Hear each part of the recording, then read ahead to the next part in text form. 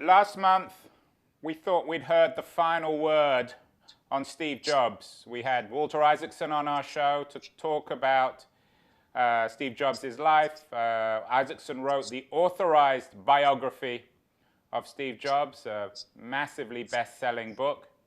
But of course, there never is a last word about Steve Jobs. And this month, we have another blockbuster, another important, relevant, controversial book about Apple, this time from the distinguished technology journalist and writer Adam Lashinsky.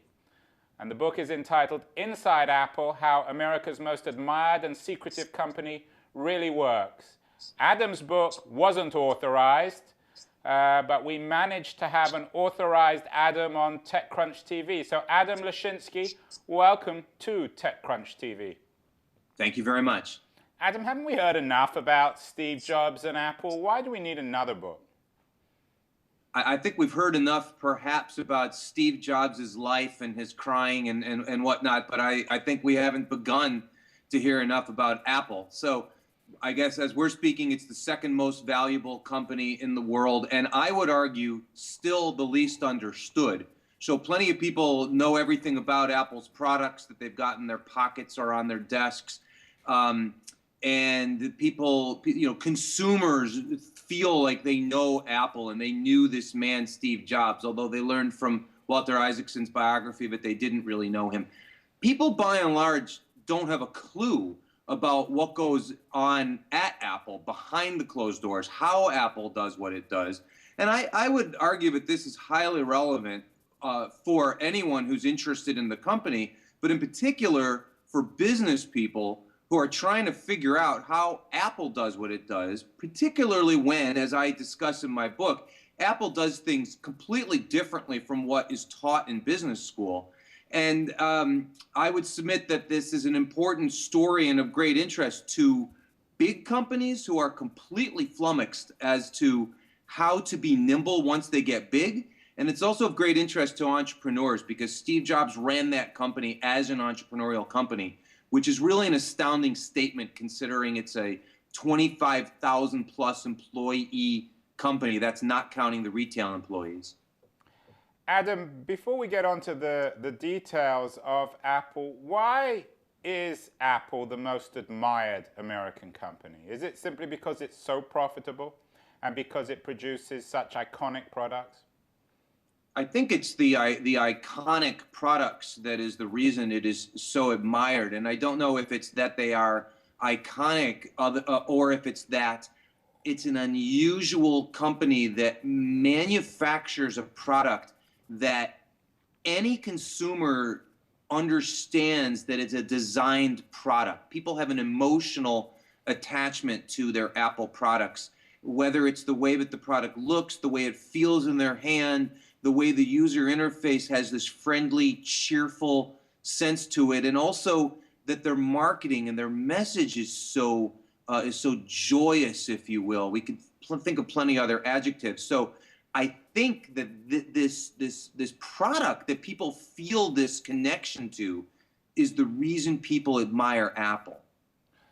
Adam, the title of your book is very presumptuous. You tell the world that you know how the company really works. Did you go undercover? How did you find this out? No, it's not my technique. I did not go undercover in the sense that I didn't put on a fake mustache and a hat and steal somebody's ID and sneak inside the doors of Apple. I did not do that. I did old-fashioned gumshoe reporting. I spoke to many people, primarily former employees of Apple, and asked them to tell me their stories about how Apple operates. I talked to people, by the way, at all levels of the organization, formally at all levels of the organization, from very senior to very junior.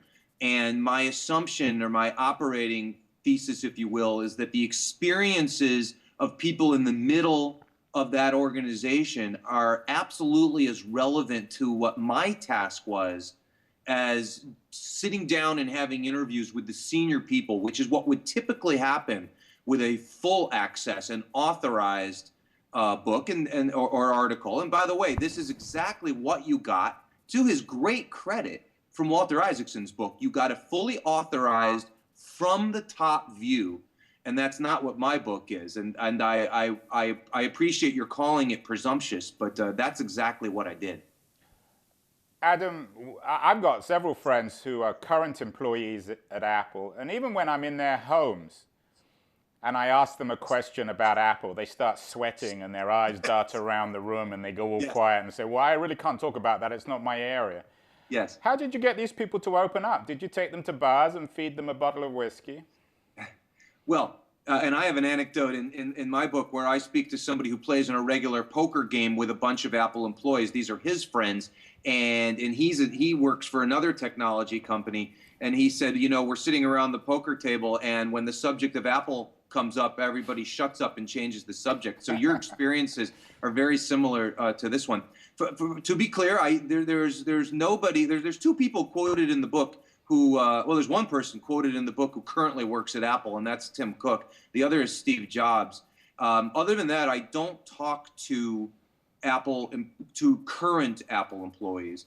And as far as why the ex-Apple employees agreed to speak with me, first of all, I cultivated people over a year-long period. This book grew out of an article that I published in May in Fortune that did the same thing in a smaller version. So I would tell you that I was very patient and persistent with people. And I also think that over time, more and more people were willing to share their stories. People believe that this story of how Apple operates should be told. The key is breaking down their fear about what the retribution will be for talking. That's stunning, retribution. One of the other things I found about some people I know who used to work for Apple, particularly senior people, is that they all shared a deep loathing for Steve Jobs. Did you find that? Yes and no. I think loathing is, I think it's more complicated than that. So I'll sort of give you a composite response. People will say things like, you know, extremely difficult person to work with, extremely unpleasant to be in his crosshairs, but I learned more and accomplished more doing it than I ever did before. And I feel like I was not being BS'd when people told me that. I feel like it was sincere. Now, these people, by definition, all left. And they, again, to give a composite answer, they effectively said, I couldn't take it anymore, or I had had enough, or enough was enough. I needed to move on with my life. But there's often this positive tinge that, my God, that was a fantastic experience. Okay, Adam, so how does Apple really work? In a couple of minutes, explain how this company actually operates on a day-to-day basis, what it's like to work at.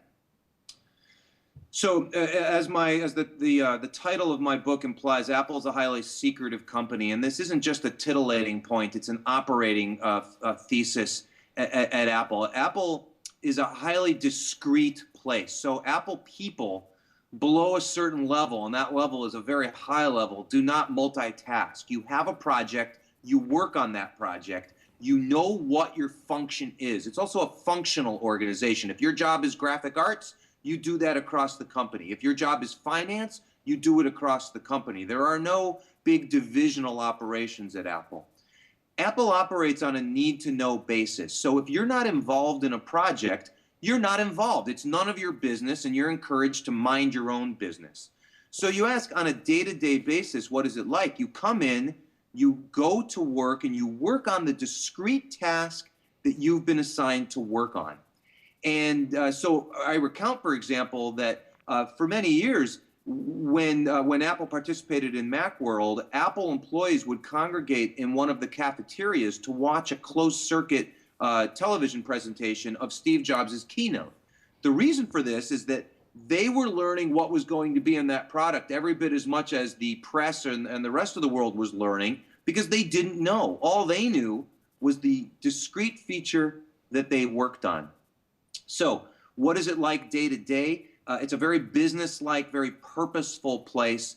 Someone said to me, you know, when a meeting begins at Apple, there's no conversation about, hey, at my lake house this weekend, we went jet skiing. No, the meeting starts and you get right down to business. Adam, what does this teach us then about the value of secrecy? Because in Silicon Valley today, everybody or most people are espousing the value of radical transparency and openness. And yet one of the great ironies is that secrecy seems to be the thing that drove Apple, that made it so valuable, that defined the company.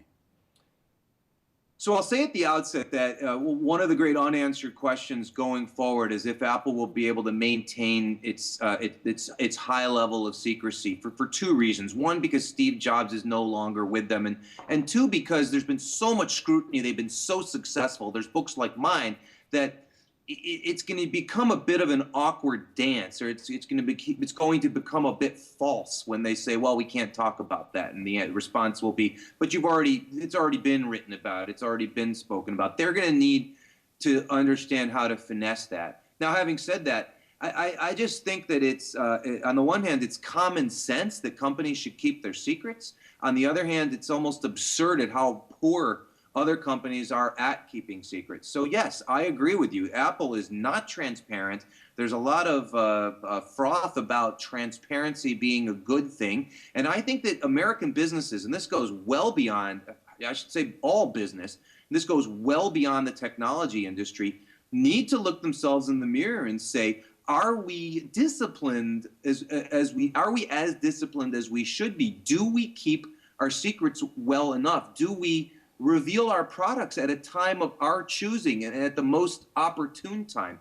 Do we do enough to focus our employees and to curtail mindless water cooler chit chat? Now, Apple has been able to do all these things at a time of great success. And another great unanswered question is, will they be able to treat their employees this way if they have a hiccup and if there's a downturn in the company? Or, to put it differently, when you asked what lessons can be learned, can companies that don't have Apple's updraft treat their employees the way Apple treats its employees? I don't know the answer to that, but I know that Apple behaved this way 13, 14 years ago when its success was not nearly as obvious as it is now.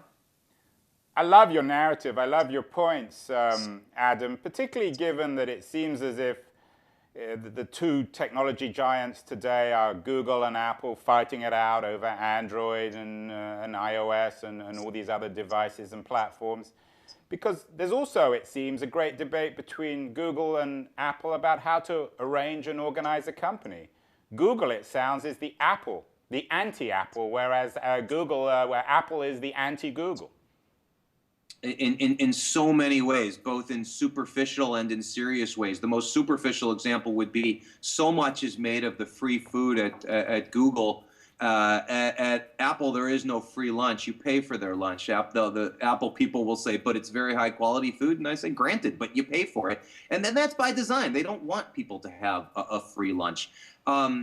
In terms of organization, it's also true that one of Apple's great successes has been its narrow focus. It doesn't do a lot of products. That's slipping. It's starting to do more and more because it has gotten so big.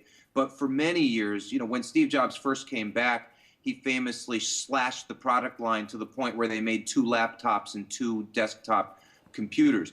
Google, on the other hand, is going off in all sorts of different directions, trying all sorts of things. This wacky idea of giving all engineers 20% time to work on other projects, which I think has been scaled back. It's something that Apple never, ever, ever would have tolerated. And in fact, there's some evidence that Google CEO Larry Page is paying attention to this and has publicly been trying to rein in the number of projects that Google is working on. And there's no doubt in my mind that he was affected by Apple and Steve Jobs in that. Well, there you have it. There's no free lunch at Apple, and that's why they are America's most admired company. CEOs watching, don't give your employees free lunch.